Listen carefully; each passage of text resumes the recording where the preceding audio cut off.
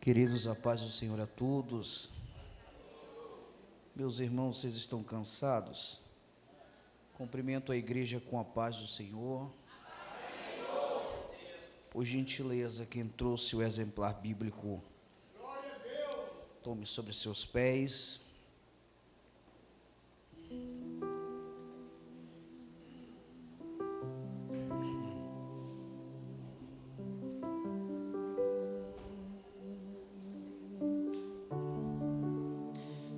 Evangelho de Jesus Cristo, segundo escreveu João, capítulo de número 4, versículo de número 13 e o versículo de número 14. Quando os irmãos estão localizando o texto, eu quero externar os meus agradecimentos primeiramente a Deus, até porque cumpre-se aquilo que Jesus disse nesse mesmo Evangelho, capítulo 15, versículo 5, a parte C. Ele disse: sem mim nada podereis fazer. Quem encontrou, diga glória a Deus. Glorificar a Deus pela vida do pastor de área, pastor Jefferson, um amigo que eu levo no meu coração. Ele e toda a sua família, que Deus abençoe. A vida do pastor dessa igreja, que Deus abençoe também, juntamente com a sua liderança. Deus abençoe a todos. A juventude desse lugar tão bonita, tão maravilhosa. Que Deus abençoe a vida de cada um de vocês. Peço ajuda no decorrer da mensagem do grupo de louvor. Glorifico a Deus pela vida do adolescente que estava aqui. John, o nome dele, né? Deus abençoe a vida desse pequeno, grande homem de Deus. Também estou acompanhado pelo John, irmãos. Só que o John que está do meu lado, nem parece, mas é mais velho do que eu, né? Vai ser papai, irmãos.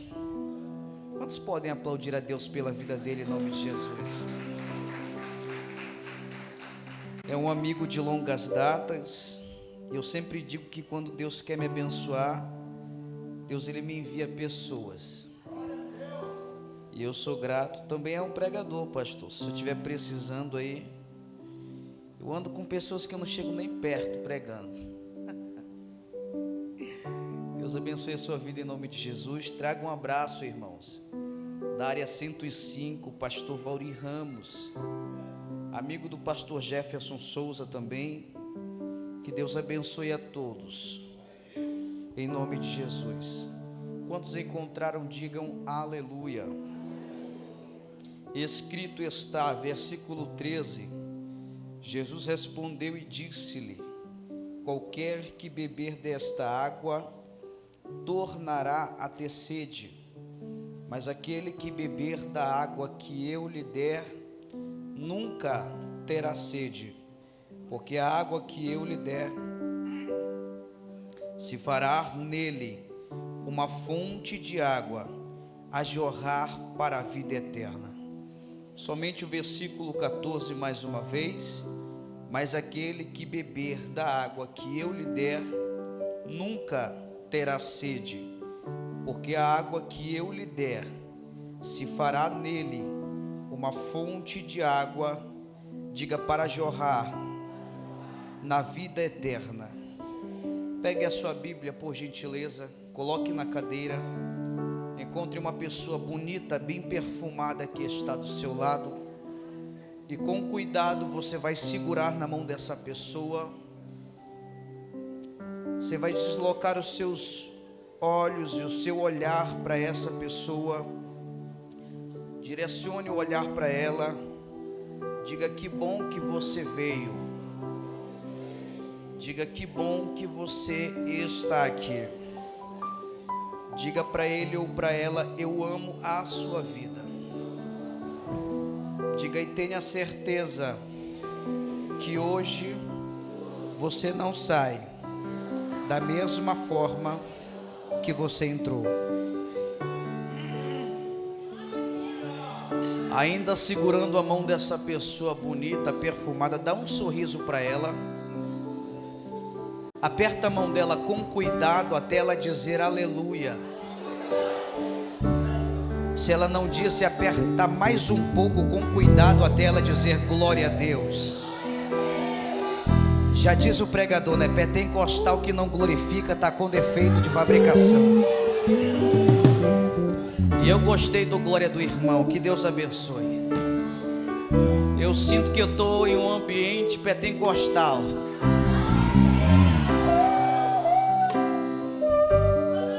Eu vou começar a me soltar aqui também, irmãos,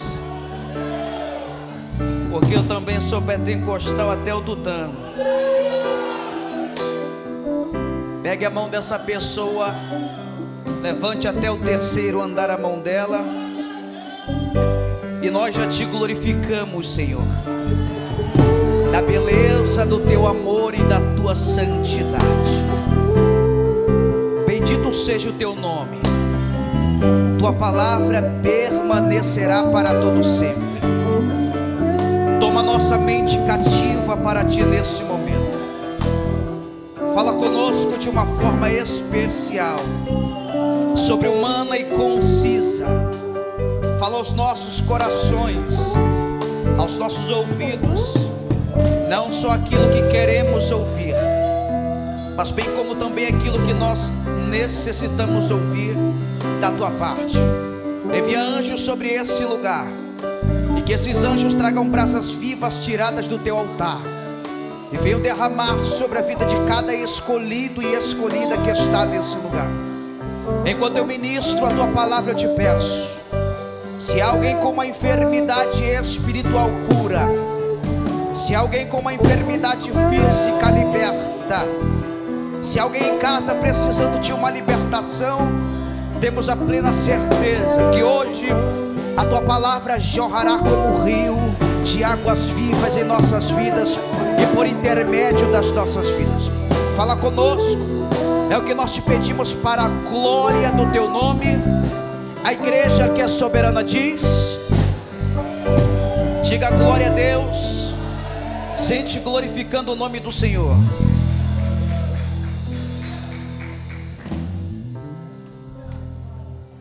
Eu tenho um tema sobre essa mensagem, e se os irmãos me ajudarem a ministrar a palavra, eu tenho certeza que não irei me demorar.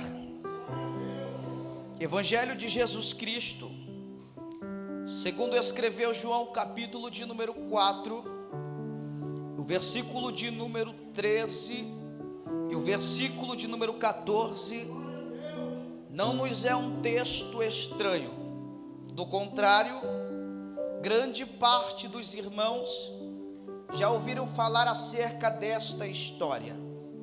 E aqui há uns elementos importantes que nós precisamos destacar, a saber, Jesus Cristo, o Filho de Deus, a mulher samaritana e o poço da herdade de Jacó. Quero subordinar o texto ao tema, o propósito do poço. E hoje é uma noite de fazermos uma escolha. E por gentileza, olha para essa pessoa bonita que está do seu lado, diga para ela hoje: decida-se, ou você permanece no poço, ou você bebe da fonte.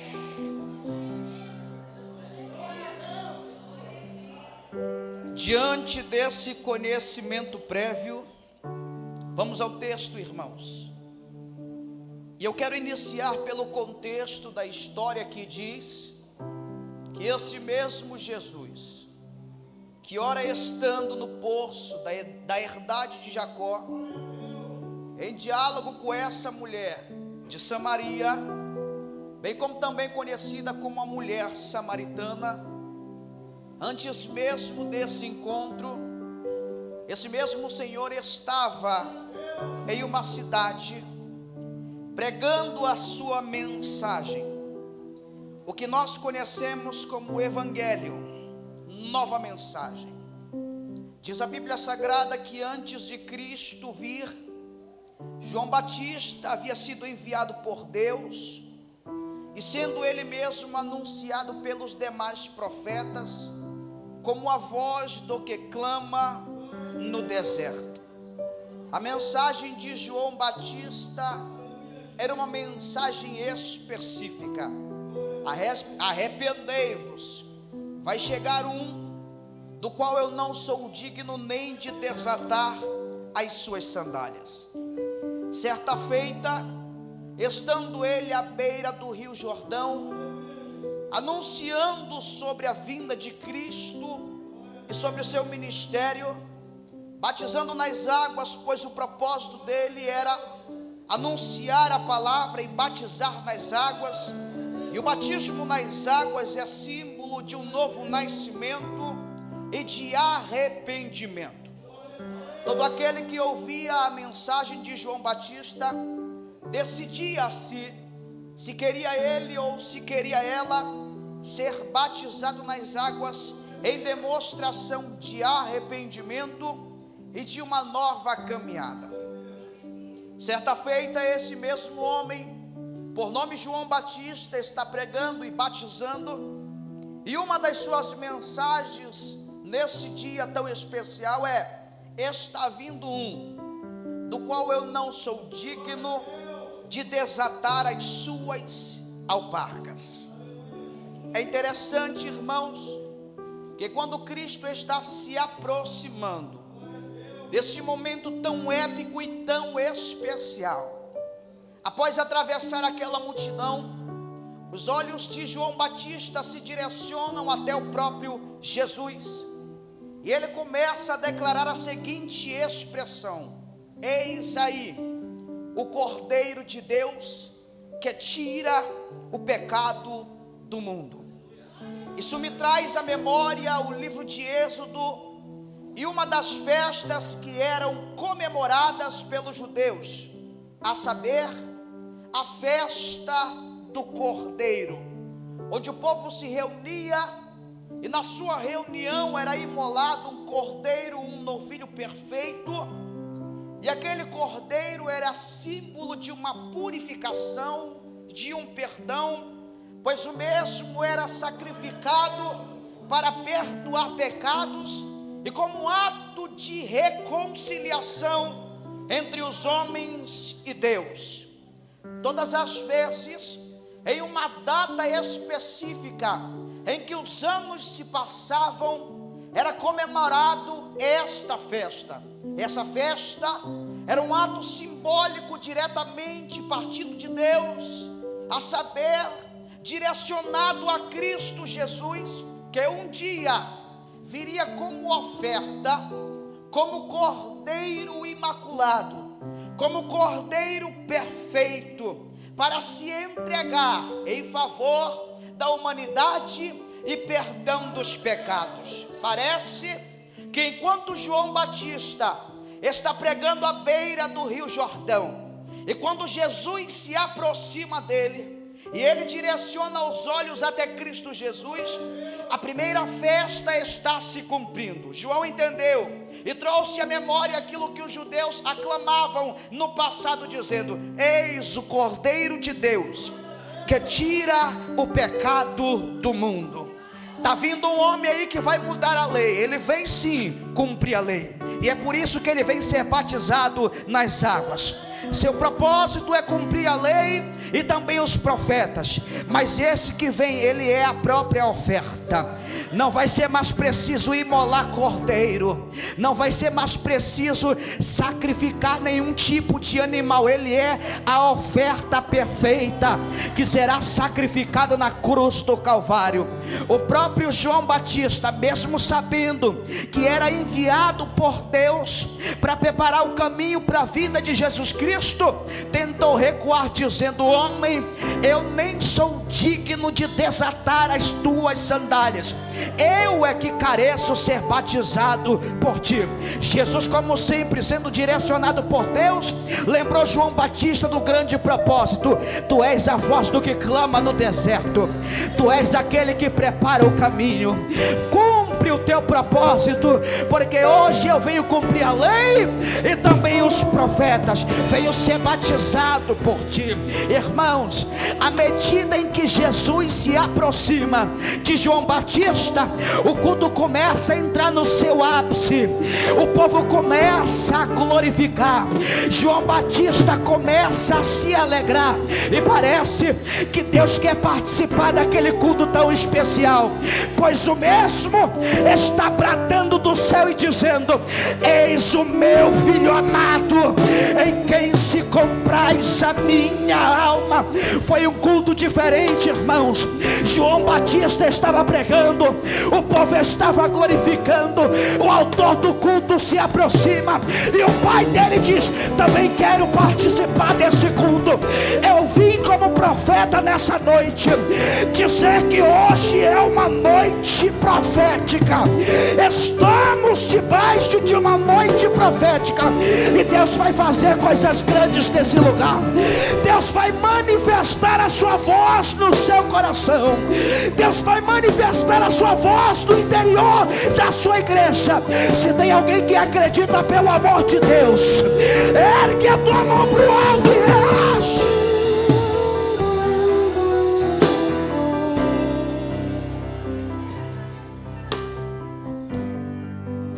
Diga para esse irmão que está do seu lado, diga: hoje a fonte vai jorrar, e vai ser de uma forma diferente, irmãos.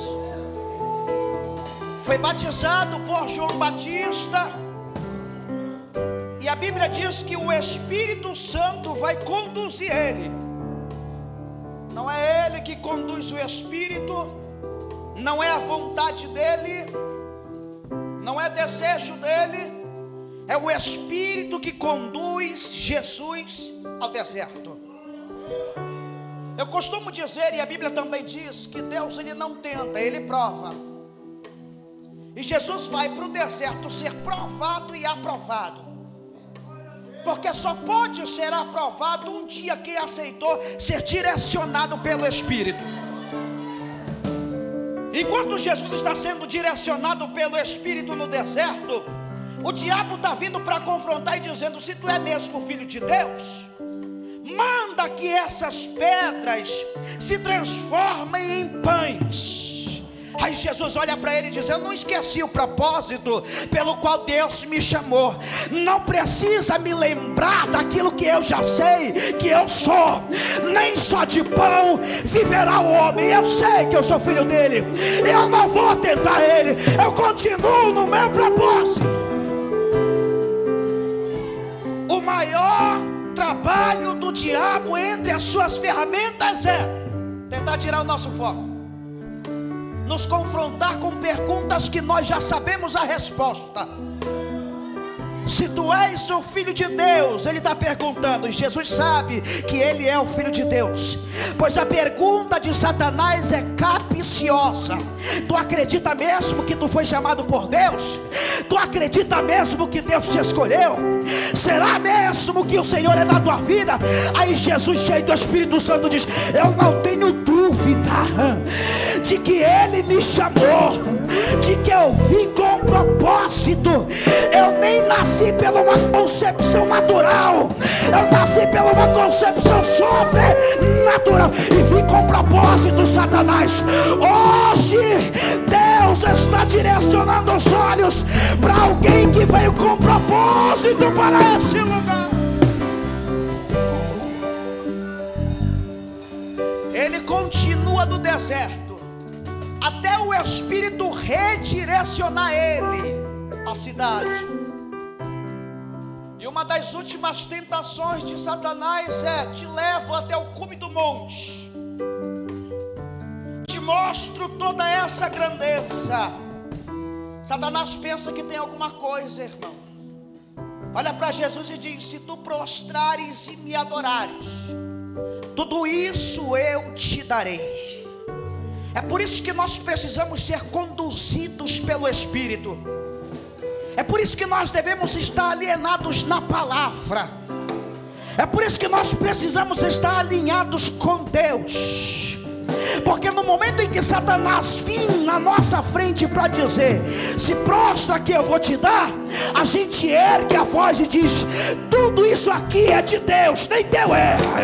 Somente ao Senhor teu Deus adorarás, e só a Ele servirás.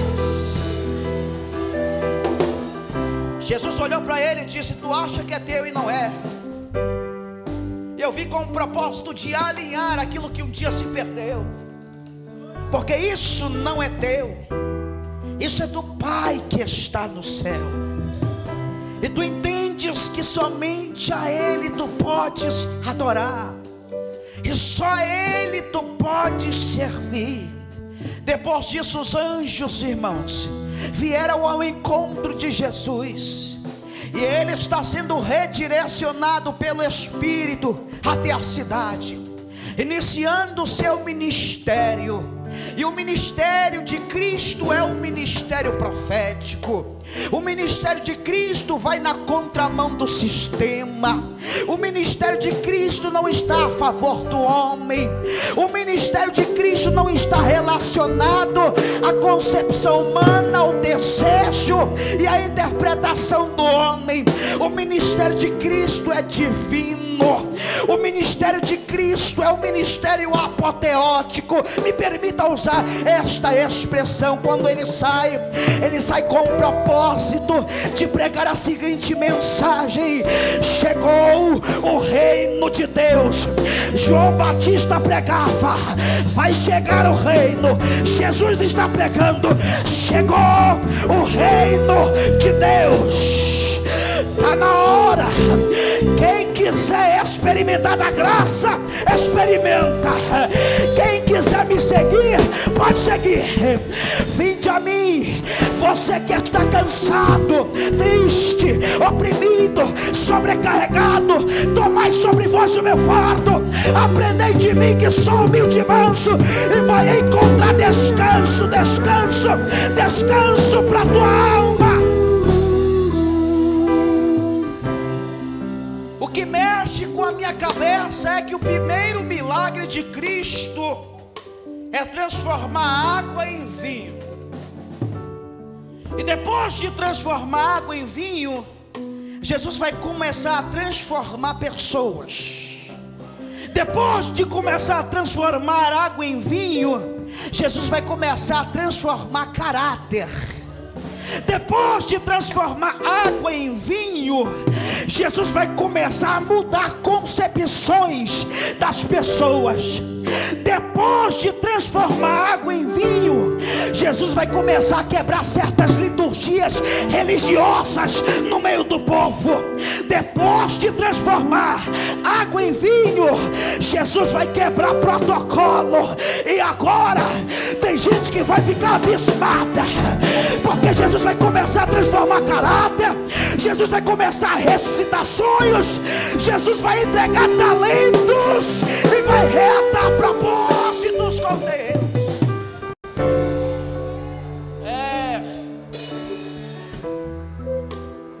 Tem gente que está agoniado com Jesus. O que aconteceu? Que a água se transformou em vinho. O que aconteceu? Que esse homem faz mais coisas que João Batista. O que está acontecendo? Porque aonde ele passa, cego vê. Aonde ele passa, surdo ouve. Aonde ele passa, paralítico anda. Aonde ele passa, morto ressuscita.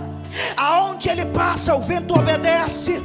Aonde ele passa, o mar se acalma. Aonde ele passa, a multiplicação. Aonde ele passa, a reconciliação. Aonde ele passa, os demônios têm que se curvar diante dele. Deixa eu pregar melhor para você entender. Aonde ele passa, quem estava cego espiritualmente tem que ver a graça. Aonde ele passa, quem não conseguia caminhar em direção ao propósito, torna a caminhar. Aonde ele passa, quem não tinha força, torna a ter força novamente. Olha para essa pessoa que está do seu lado, diga: aonde Jesus chega, O perdido encontra uma saída. O perdido encontra uma solução. O cego passa a enxergar aquilo que ele não via. Aquele que estava paralítico em seus projetos passa a caminhar, porque Cristo entrou para tomar a direção das coisas. Tudo aquilo que estava travado passa a ser destravado, pois agora, irmãos, já não vivo mais eu, mas é Cristo que vive em mim. E João Batista deixou claro quando disse: a partir de agora, importa que ele cresça, que ele apareça, importa que ele venha conduzir, importa que ele venha instruir, importa que ele venha mostrar, importa que ele venha revelar, importa que ele venha fazer, importa que ele venha curar, importa que ele venha restaurar, importa que ele venha ressuscitar, importa que ele venha redimir, importa que ele venha retificar, importa que ele venha levantar, importa que ele venha arrebatar a igreja naquele grande e poderoso.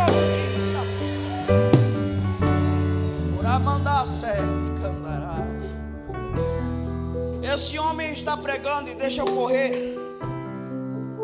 E certa feita, em uma das suas mensagens, o próprio Cristo vai especular um comportamento diferente. Os irmãos são sabedores que as mensagens de Cristo, para algumas pessoas são mensagens de vida, para algumas pessoas são mensagens de sabedoria divina. Os irmãos também são sabedores que a mensagem de Cristo para os religiosos da alta cúpula na sociedade são mensagens heréticas, são mensagens sem Deus, pois o que Cristo prega está contra a concepção religiosa deles. Eles estão cegos pelos próprios interesses, eles se deixaram tornar-se cegos pelas próprias concupiscências e pela própria concepção humana. Mas Cristo é um homem direcionado por Deus, e as suas mensagens irão confrontar aqueles que estão cegos, irão confrontar aqueles que estão surdos, irá confrontar aqueles que não conseguem mais prosseguir. Cristo está anunciando o Evangelho, e alguém na multidão está glorificando a Deus. Cristo está anunciando o Evangelho, e alguém na multidão está criticando em seu coração. Cristo está anunciando o Evangelho, e alguém na multidão o quer apedrejar. Cristo está anunciando o Evangelho, e alguém na multidão está criticando a sua mensagem. Mas o que me chama a atenção é que nesse momento ele está anunciando a santa e poderosa palavra, que é ele mesmo. A saber o que João disse no capítulo 1, versículo 1: no princípio era o verbo era Deus, o verbo estava com Deus, e todas as coisas foram feitas por intermédio dele, e sem ele nada do que foi feito se fez. A mensagem de Cristo é diferente. Por quê, Daniel? Porque a mensagem dele não pode ser a nossa. A mensagem dele é sobre ele mesmo. A nossa mensagem é sobre a vida dele e sobre o propósito dele. É por isso, irmãos, que eu tenho que tomar cuidado ao assumir a tribuna, ao assumir a oportunidade, para que não venha falar de mim mesmo, a não ser daquele que me salvou, a não ser daquele que me resgatou, a não ser daquele que me perdoou dos pecados cometidos. Ele está pregando, tem alguém sendo curado. Ele está pregando, tem alguém sendo liberto. Ele está pregando, tem alguém glorificando a Deus pela vida dele. Só que o contexto vai nos dizer que ao término da sua mensagem, ele tem uma reação diferente. Ele decide se retirar, ainda que a multidão esteja glorificando, ainda que a multidão esteja recebendo, ainda que os discípulos estejam felizes, ainda que alguém esteja sendo curado, ainda que alguém esteja sendo liberto, o contexto diz que Cristo decidiu se retirar. Por que, Daniel? Ele decide se retirar, pois ele estava percebendo que tinha alguém criticando e dizendo: olha, ele batiza mais do que João Batista, está errado. Quem é esse homem que está batizando mais do que João Batista? Enquanto tem alguém criticando, tem outro ouvindo a crítica. Enquanto alguém está falando mal, pega isso, tem outro ouvindo a crítica. Enquanto alguém está julgando, tem alguém só ouvindo na escondida e aceitando e colhendo tudo. Jesus decidiu se retirar. Para quê, Daniel? Porque ele entendeu que as pessoas estavam o interpretando de uma forma errada. Ele não queria causar polêmica. Por isso, ao perceber que questionavam acerca do batismo nas águas, e para não causar polêmica e não ser pego antes do tempo, ele decide se retirar. Na verdade, irmãos, Jesus não batizava nas águas, eram os discípulos a quem batizavam nas águas. Mas o texto diz que os fariseus não estão falando na grande maioria acerca disso. O assunto é sobre o que estão ouvindo acerca do que alguém está criticando. Eu vou repetir: o motivo pelo qual Jesus se retira do ambiente não é porque alguém está falando somente, mas é porque alguém está ouvindo que alguém está criticando e está calado dentro daquele ambiente. Se fosse somente pelo fato de eles estarem falando, Cristo continuaria lá. Mas a verdade é que tem alguém ouvindo e está calado, está engolindo, está de boca fechada. Se eles estivessem falando, eles estariam usando a boca para defamar o ministério de Jesus. Todavia, o que está sendo prejudicial não é a boca, é a audição de quem ouve e não faz nada. Uma arma poderosa é a boca, outra arma poderosa é o ouvido.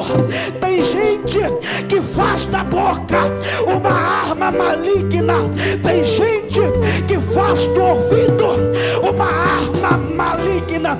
Deixa eu melhorar para você que não entendeu. Tem gente que é assassino, pastor, com aquilo que fala.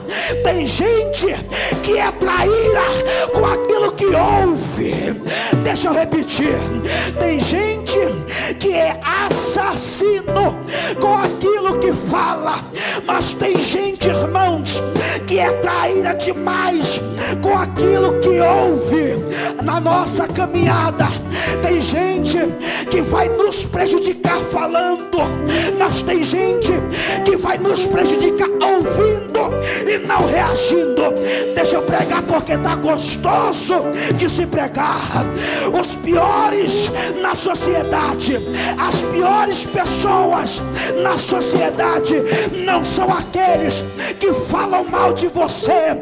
As piores pessoas sendo usadas pelo inimigo na sociedade são aquelas que ouvem algo a teu respeito sabe que você não é aquilo, mas permanece calado e não te defende. Traíra, assassino, sabe que você não é isso, sabe que você não é aquilo, mas prefere ficar calado do que te defender.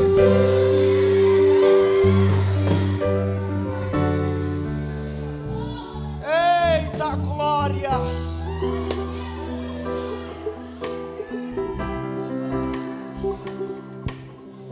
Olha para esse irmão que está do teu lado, diga para ele: cuidado com quem te ouve. Diga: cuidado com quem te ouve. Seja mais enfático, toma cuidado com quem te ouve, não somente com quem fala mal de você. Jesus se retira, irmãos. Sabe por quê? Porque ele entendeu que quem ouve é pior do que aquele que fala. Porque quem fala já entrega a essência, mas quem ouve e fica calado é um artista. Assume um papel que não é dele ou dela. Vou pregar porque está gostoso. Quem entende, diga glória a Deus. E quem é que está ouvindo Jesus, Daniel? Diga fariseus. E diga glória a Deus. A pergunta é: quem são os fariseus? Os fariseus são conhecidos como um grupo religioso. Eles são os mestres da lei, são separados, são os da alta sociedade. Porém, Jesus narra em Mateus capítulo de número 23 uma certa característica perigosa dos fariseus. Não são todos, mas na grande maioria são o que, Daniel? Diga hipócritas. Diga mais uma vez: hipócritas. Os fariseus, na grande maioria, são hipócritas. Usam a lei a favor do seu benefício, para se beneficiar dela. Jesus disse: façam tudo o que eles dizem, mas não façam o que eles praticam. Eu não sei quem já ouviu esse ditado popular do pai e da mãe: faz o que eu falo, mas não faz o que eu. É Jesus olhando para a multidão e dizendo: faz o que eles dizem, mas não pratiquem o que eles estão praticando. Minha pergunta: o que é um hipócrita? O termo hipócrita tem origem do grego, que transliterado para o português aponta para um artista. O que é um artista? Um artista é todo aquele que assume um papel que não é ele. Escute isso: o hipócrita, na grande maioria, fala, mas não cumpre. Escute, leve isso para sua casa. Em ambiente de hipocrisia, não adianta, irmãos, falar para se explicar. É melhor se retirar. Eu vou melhorar para você entender. Em ambiente de hipocrisia, não adianta querer se justificar. É melhor se ausentar. Deixa eu melhorar. Não adianta colocar na cabeça de alguém aquilo que ele ou ela não quer entender. Eu vou melhorar para você. Não adianta querer explicar para alguém aquilo que ele ou ela não quer absolver. Eu levo um ditado comigo: não queira ser pai ou mãe de quem não quer ser seu filho. Repito: não queira ser pai ou ser mãe de alguém que não quer ser seu filho. Então, tratando-se de hipocrisia, trata-se também de fariseu. E tratando-se de fariseu, trata-se de um reinar sobre a hipocrisia. E todo hipócrita, eu vou trazer algumas lições. Todo hipócrita finge ter o que não tem. Todo hipócrita finge ser o que não é. Todo hipócrita critica a atitude do próximo, quando na verdade ele faz a mesma coisa ou faz pior. O hipócrita vê defeito em tudo e em todas as coisas. Segura, ele usa o defeito do próximo para camuflar o defeito dele. Eu tenho certeza que você conhece alguém que vê defeito em tudo, que tudo critica, em tudo é pessimista, tudo diz que vai dar errado, tudo ele não gosta, tudo ele julga, tudo ele aborrece, em tudo se estressa. É um hipócrita, irmãos, acusando alguém para que outros não identifiquem os seus erros e os seus defeitos. Eu disse para os irmãos, ele usa o defeito do próximo para camuflar os seus próprios defeitos. É hipócrita, diga hipócrita. Escute isso, porque todo hipócrita tem transtorno de identidade. Todo hipócrita tem duplicidade de caráter. É alguém que na tua frente é uma coisa e por trás de você é outra totalmente diferente. É alguém que na igreja adora e canta, mas que quando chega em casa vai praticar aquilo que Deus não quer que pratique. É alguém que vem para o culto dizer que ama a Deus, mas quando chega em casa usa os status para alfinetar a vida de alguém. É alguém que vai dizer que Deus é tudo na vida dele ou dela, mas usa as redes sociais para difamar alguém e ainda está dizendo: eu não sou obrigado a perdoar quem me machucou, eu não sou obrigado a gostar de alguém que não gosta de mim. Então segura essa, se você não é obrigado ou obrigada. Mateus 6, versículo de número 14 diz: se vocês perdoarem aqueles que aborreceram ou machucaram vocês, serão perdoados pelo meu Pai. Se não perdoarem aqueles que perseguiram vocês, não serão perdoados pelo meu Pai que está no céu. Segura, porque tem mais. Segura, porque tem mais vindo de Deus. É alguém que anda dizendo: eu não vou mudar por ar, eu vou ser quem eu sou, eu vou ser do jeito que eu sou. E tem mais, eu vou seguir meu coração. Vai seguir teu coração? Então anota Jeremias 17:9: enganoso é o coração do homem mais do que todas as coisas, e só Deus pode conhecer.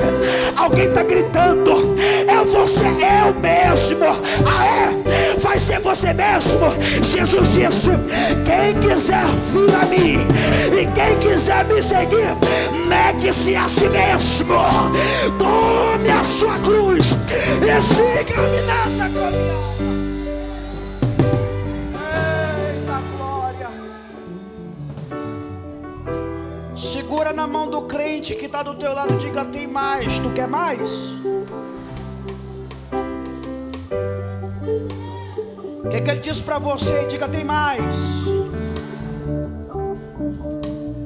Pela duplicidade de caráter, Jesus decidiu se retirar. Repito, Jesus se retira da Judeia e agora ele está partindo para a cidade que é conhecida como Galileia. Deixa eu entrar no texto, eu vou pregar só mais 10 minutos. E o contexto diz que era necessário passar por Samaria. O termo necessário traz uma conotação de necessidade e urgência. Diga: era necessário. Só que o caminho que Jesus vai trilhar é um caminho diferente. O O caminho que Jesus vai trilhar é um caminho que os judeus não estão acostumados a trilhar. O caminho que Jesus vai trilhar é um caminho diferente do que todos aqueles estão acostumados a trilhar, pois os judeus não tinham um bom relacionamento com os samaritanos. A história nos conta que eles não faziam questão de se falar com os samaritanos. Pois o que, Daniel? Pois os samaritanos haviam se misturado com outros povos para crescer e para não perecer. Eles preferiram se misturar do que permanecer com uma identidade verdadeira. Eles precisavam, na sua concepção, crescer, e só crescia se misturando, enquanto alguém estava dizendo: não se mistura, não entra, não vai na deles, não comunga do que eles comungam.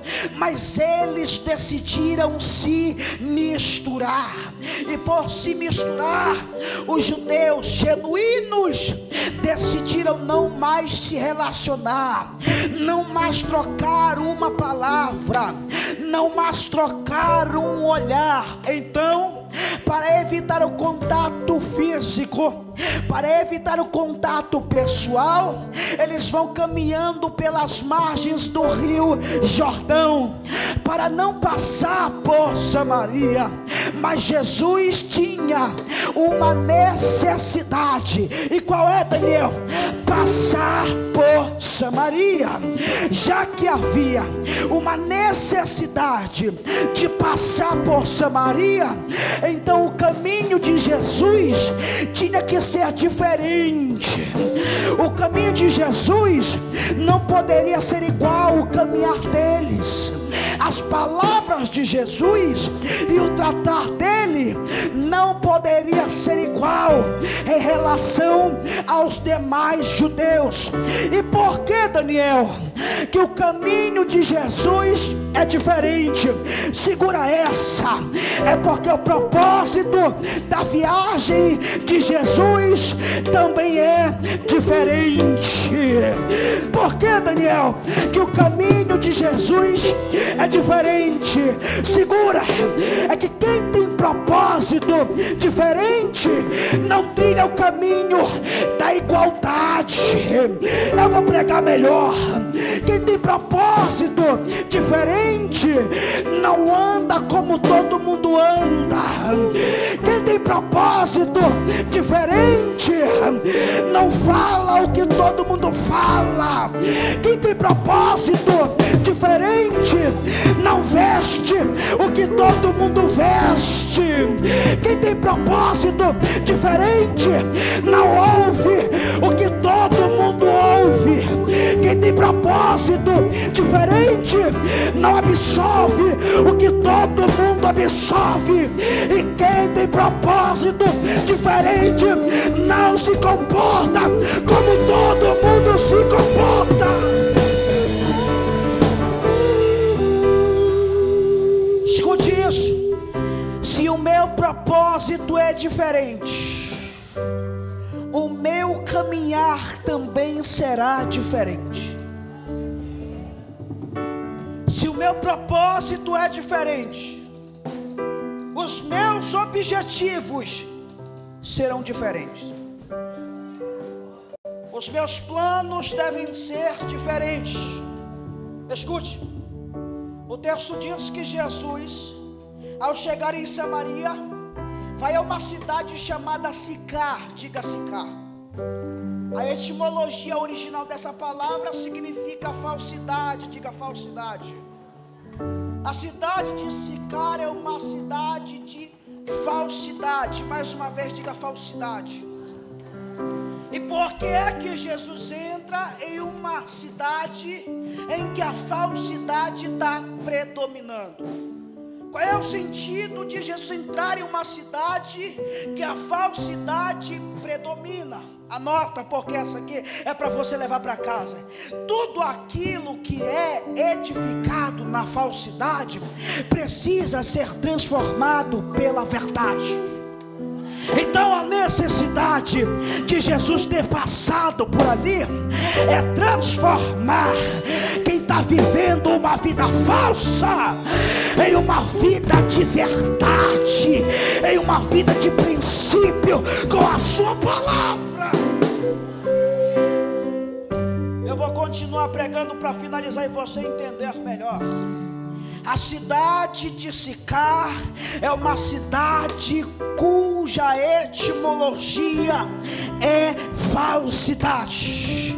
E Jesus percebe que o ambiente também é de falsidade. E tudo aquilo, irmãos, que cresce na falsidade não permanece por muito tempo. Tudo aquilo, irmãos, que vai ganhando força na falsidade não consegue decolar por muito tempo. Toda a estrutura montada na falsidade não consegue permanecer de pé por muito tempo. Jesus percebeu que a cidade precisava de uma necessidade, o quê? Transformação de mente, transformação de caráter, transformação de personalidade. Agora entenda isso. A Bíblia diz que quando ele chega em Samaria, o horário era hora sexta. Diga hora sexta. No Brasil era meio-dia. E o que me chama a atenção aqui, irmãos, é que as mulheres da cidade geralmente costumavam a sair das suas casas às 6 horas da manhã para ir até a herdade de Jacó, pegar água, levar para suas casas, e aquela água servia para a necessidade de todo aquele dia.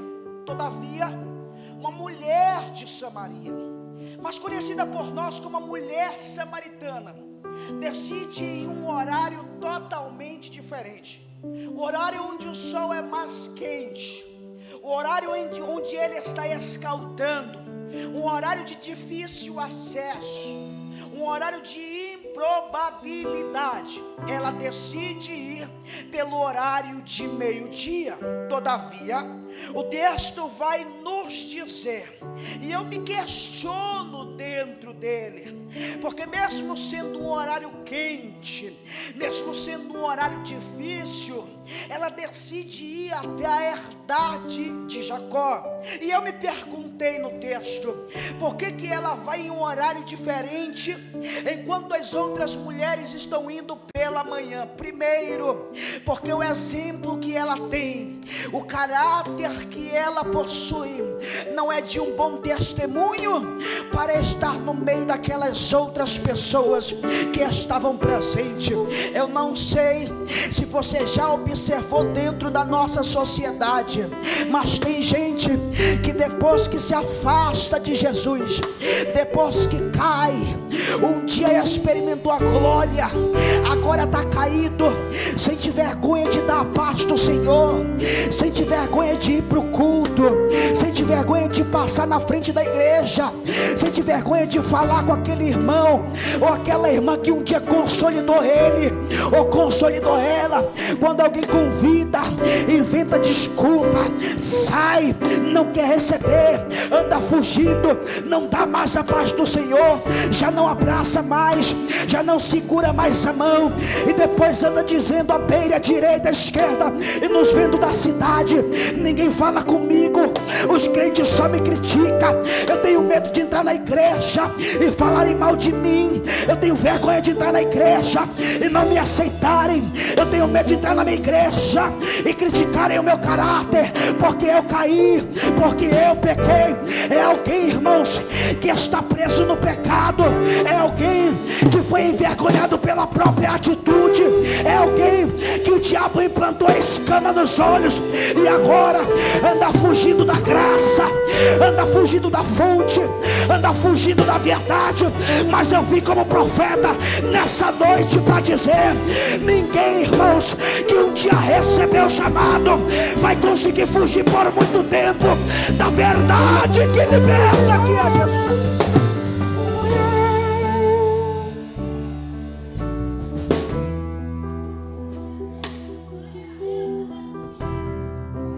existe algo que mexe com a minha cabeça. Sabe o que é, irmãos? É que mesmo ela sabendo que vai ser constrangida, mesmo ela sabendo que vai sofrer acusações, ela decide ir até o poço. Eu não sei se você vai entender isso. Eu fiz uma pergunta textual e eu perguntei: como é que alguém está constrangido, e tão constrangida como essa mulher, decide ir em direção ao poço? Ela sabe que ela vai sofrer crítica, ela sabe que ela vai ser prejudicada, mas entre ficar em casa e morrer, ela decide se levantar e ir para o poço. Segura isso, porque tem umas lições importantes para as nossas vidas. Como é que alguém que está cheio de constrangimento, que sabe que vai ser acusada, que sabe que vai ser envergonhada, decide sair de casa e ir até o poço, que é da herdade de Jacó, para pegar água? Segura isso, é simples, irmãos.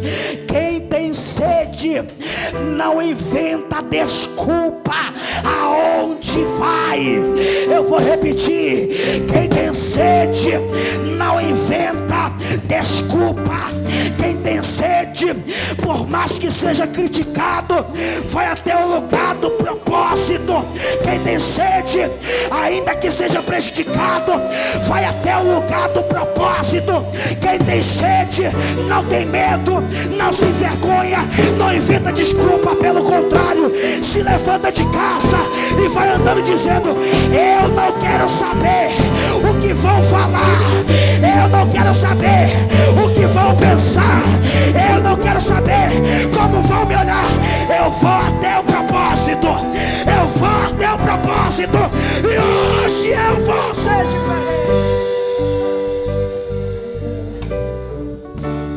Segura na mão desse crente e diga: quem tem sede não inventa desculpa.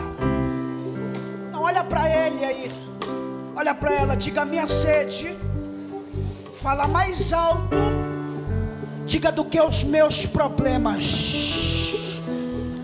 É verdade, a minha sede fala mais alto do que os meus problemas. Tá difícil em casa, e mesmo assim a gente sai para trabalhar. Tá doente, mas vai sair para trabalhar. Tá na prova, mas vai pro círculo de oração. Tá na peleja, mas tá indo pro culto de doutrina. Tá no cansaço, mas tá caminhando para EBD. Tá sem força, mas ainda continua dizendo: eleva os meus olhos para o monte, de onde me virá o socorro? O meu socorro vem do Senhor, que fez o céu e também fez a terra. A minha sede é maior do que o meu problema.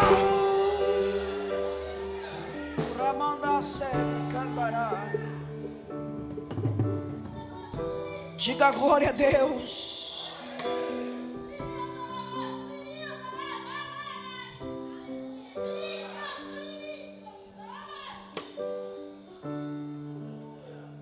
Olha para esse quente e diga: a tua sede tem que falar mais do que os teus problemas.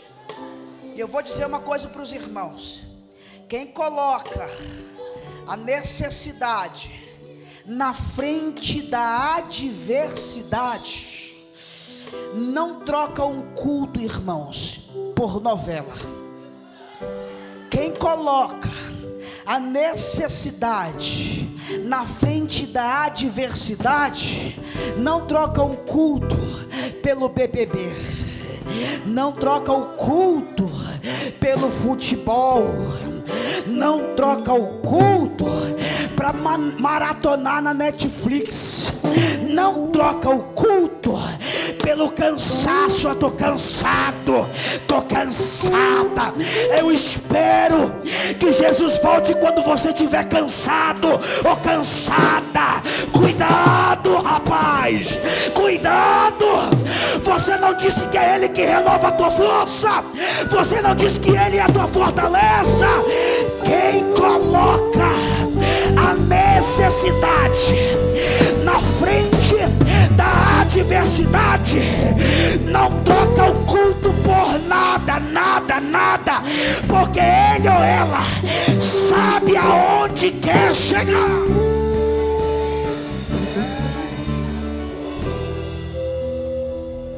É Jesus, é Jesus. Ela sabe que vai ser afrontada, ela sabe que vai sofrer a adversidade, mas a sede dela fala mais alto do que a afronta. A sede dela fala mais alto do que os problemas. A sede dela fala mais alto do que as críticas. E o interessante é que quando ela chega no poço, Jesus já estava. Não, Jesus não estava chegando. Não, Jesus não iria chegar. Quando ela chega no poço, Jesus já estava. E a primeira pergunta, ou a primeira expressão de Jesus para ela é: mulher, dai-me de beber. Ele não oferece a fonte primeiro ele pede dela. Ele não oferece a fonte para depois pedir. Primeiro ele pede para depois oferecer. E isso aqui, irmãos, vai quebrar muitos paradigmas que estão ensinando por aí muitos crentes. Cuidado, porque alguém está pregando e está dizendo: vem que vai ganhar, vem que vai dar certo, vem que a porta vai se abrir, vem que você vai crescer. É por isso que tem uma galera desenfreada mundo afora no ministério, vindo para a igreja somente pela necessidade momentânea. Aí quer entrar na igreja, já quer sentar na janela, já quer criticar onde não deve, já quer julgar quem não pode, já quer estar no status. Tem gente que quer aparecer até na foto, tem gente que quer estar no cartaz, tem gente que quer oportunidade sem estar preparado, sem ser consolidado, sem ser acompanhado, e já quer falar, já quer assumir o posto. Está dizendo por aí que sem ele não acontece, a obra não vai para frente. Se ela cantar, o fogo não desce. Se ele não pregar, Jesus não fala. Se a irmã não vir para a igreja limpar, ninguém vem. Se não for para oração, não vai ter quem vá. Cuidado, irmãos, não somos insubstituíveis. Eu entendo que nós somos únicos, eu entendo que não somos iguais, mas eu entendi que alguém pode fazer melhor do que eu, pode pregar melhor do que eu, pode cantar melhor do que eu, pode orar melhor do que eu, pode limpar a igreja melhor do que eu, pode evangelizar melhor do que eu. Escute, quando ela chega no poço, Jesus pede para depois oferecer. O que nós precisamos entender é que o evangelho é diferente daquilo que está sendo pregado. Ministério não é vaidade, irmãos. Ministério não é só ganha. Ministério não é só recebe. Ministério não é só sorrir. Vida com Deus não é só isso. Sabe o que é vida com Deus, irmãos? Vida com Deus é isso aqui, ó. Primeiro perde para depois ganhar. Sabe o que é vida com Deus, irmãos? Primeiro planta para depois colher. Sabe o que é vida com Deus, irmãos? Primeiro tu chora, para depois tu sorrir. É aquilo que o salmista disse: o choro pode durar uma noite, e deixa chorar, deixa chorar, mas a alegria vem pelo teu amanhecer. Uma hora vai sorrir, uma hora a afronta vai acabar, uma hora a perseguição vai ser anulada, mas enquanto isso, continua sofrendo no Evangelho, continua chorando no Evangelho. E se for de Deus tirar para perder, deixa Deus tirar. Deus tem coisa maior, Deus tem coisa melhor. E no Evangelho, para ganhar tem que perder. Lembra quando Deus disse para Ananias: vai até a rua chamada direita e põe a mão sobre um homem chamado Saulo. E ele questiona: eu conheço esse homem, sei o que ele fez, ele já prejudicou a gente e continuava prejudicando. Tu quer que eu vá lá na casa dele? Deus disse: vai, ele é para mim um vaso escolhido, e eu vou mostrar para ele o quanto ele tem que perder e padecer por amor do meu nome. Tem que perder para ganhar, tem que plantar para colher, tem que chorar para sorrir. Não tem jeito, irmãos. Evangelho é isso. Ninguém começa lá em cima, tem que vir por baixo, devagarzinho, na dor, no choro, na dificuldade, mas perseverando e sabendo que uma hora Deus vai te levantar e vai te colocar do lado dos seus príncipes sobre essa terra.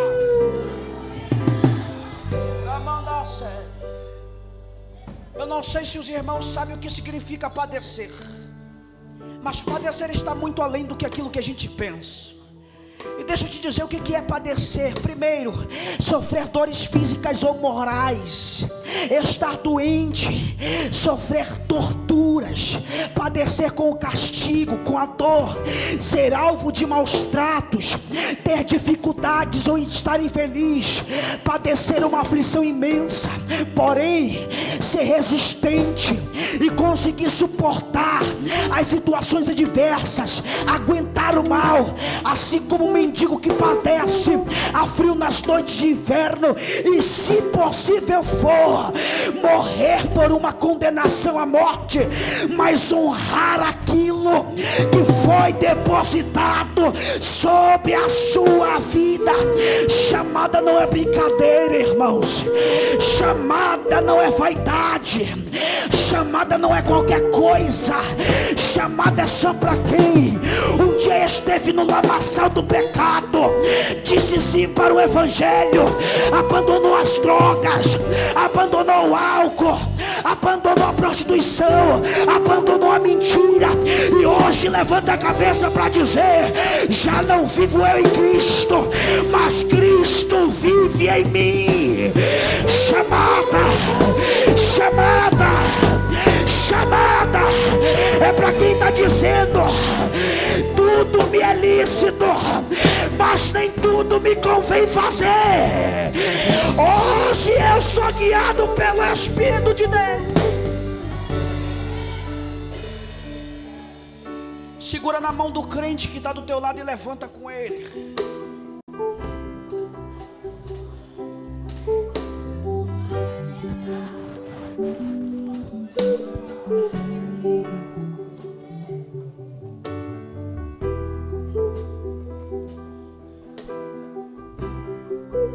Escute isso. Sabe o que é interessante? Jesus pede da água, mas não bebe da água. Deixa eu repetir para você pegar isso aqui. Ele pede da água, mas ele não bebe daquela água. Eu me perguntei por que Jesus pede e não bebe. Porque aquilo que ele tinha para pedir dela e para beber dela, e o fato dele não beber daquela água, era ele dizendo: eu não preciso daquilo que você tem para me oferecer, mas você precisa daquilo que eu tenho carregando em mim. Jesus não pede porque Ele precisa. Jesus pediu dela porque tem coisas na nossa caminhada que Ele vai pedir, não para ser uso dEle, mas para deixar de ser uso nosso. Tem coisas que Deus vai pedir na tua caminhada, não é para uso dEle não, é para deixar de ser um uso teu. E quem sabe aquilo que Ele pediu é algo que não agrada à vontade dEle. Quem sabe aquilo que Ele pediu é uma prova de amor sua também. Tem coisas que Deus vai pedir para provar, mas tem coisas que Deus vai pedir para deixarmos de usar. Segura com força na mão desse crente. Olha nos olhos dela e diga, ou dele, diga: Deus arrancou dela coisas importantes para ela, mas o que Ele entregou para ela foi maior, melhor, mais firme e mais constante. Então não te preocupe e nem questiona quando Deus pedir. Se Ele pediu é porque Ele tem algo maior, Ele tem algo melhor, Ele tem algo mais firme, Ele tem algo mais constante, porque a vontade de Deus é boa, é perfeita. E se eu fosse você, já estava dando glória a Deus, porque Ele tem algo melhor, Ele tem algo maior, tem algo mais firme, tem algo mais profundo para a tua vida.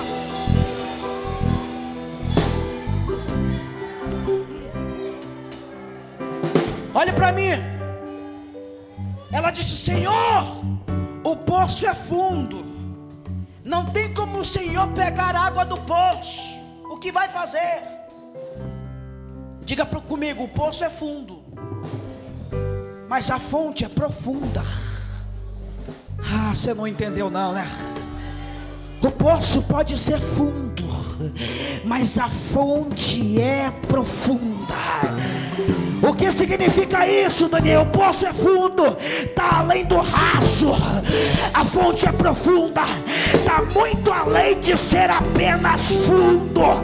O poço é momentâneo, e quem dele toma água torna a ter sede e volta para beber. Mas quem bebe da fonte nunca mais terá sede, nunca mais terá sede. Vai fluir, vai fluir, vai fluir. Deixa fluir, deixa fluir, deixa fluir. Rios, rios, rios, rios, rios de águas, águas, águas, águas, águas vivas, vivas, vivas. Tem água para você beber, tem água para você beber, tem água para você beber. Reage, reage. A fonte está nesse lugar. Ramanda Sebi Kandara. A fonte é eterna, a fonte é inesgotável, e quem bebe dela jamais terá sede. Quem bebe da fonte não quer saber do poço. Quem bebe da fonte não quer saber do poço, porque enquanto o poço escraviza, a fonte liberta. Enquanto o poço escraviza, a fonte liberta. É noite de beber, é noite de beber. Bebe da fonte, vai.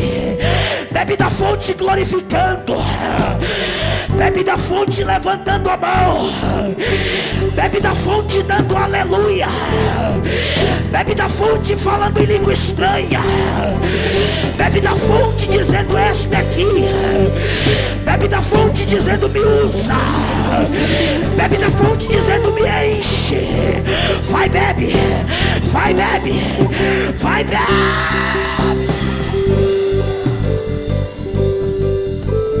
Tem fonte leite para você beber. E por gentileza, só para me finalizar, segura na mão do crente que está do teu lado. Eu quero fazer um ato profético. Arranca ele ou ela daí, vem aqui na frente, em nome de Jesus. Arranca ele ou ela daí, vem aqui na frente. Eu quero liberar uma palavra profética nessa noite tão apoteótica que está sendo hoje. Vem cá, bebê da fonte.